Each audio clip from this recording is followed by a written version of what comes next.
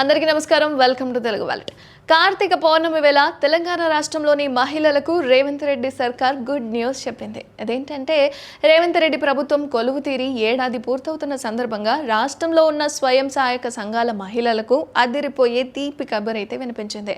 అయితే బ్యాంకుల నుంచి మహిళా స్వయం సహాయక సంఘాలు తీసుకున్న వడ్డీ లేని రుణాలకు కాంగ్రెస్ ప్రభుత్వం వడ్డీ డబ్బులు విడుదల చేసింది.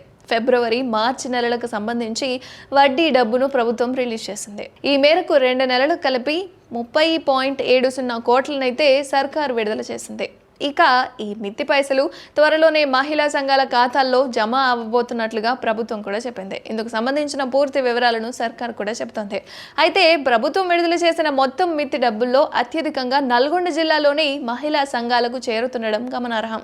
అయితే నల్గొండ జిల్లాలోని 5,283 సంఘాలకు గాను 1.99 కోట్లనైతే ప్రభుత్వం విడుదల చేసింది. ఇక నిజామాబాద్లోని 5,010 మంది స్వయం సహాయక సంఘాలకు గాను 1.91 కోట్లయితే విడుదల చేసింది. ఖమ్మంలోని 3,983 సంఘాలకు గాను 1.66 కోట్లు, కరీంనగర్లోని 3,983 గ్రూపులకు గాను 1.55 కోట్ల చొప్పున మిత్తి పైసలను ప్రభుత్వం అయితే విడుదల చేసింది. అయితే రాష్ట్రంలోని మహిళా సంఘాలకు రావాల్సిన వడ్డీ డబ్బులను ప్రభుత్వం ఏళ్ల తరబడి పెండింగ్ లో పెట్టింది.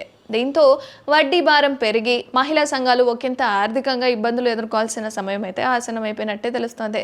కాగా ఇప్పుడు ప్రభుత్వం ఏర్పడి ఏడాది కావస్తున్న సందర్భంగా మహిళలను కానుకగా ఏళ్ల తరబడి పెండింగ్ లో ఉన్న వడ్డీ డబ్బులను అయితే ప్రభుత్వం విడుదల చేసిందన్నమాట. ఇక ప్రభుత్వ వడ్డీ డబ్బులను విడుదల చేయడంతో మహిళా సంఘాలు కూడా ఆనంద హర్షాలు వ్యక్తం చేస్తున్నారు.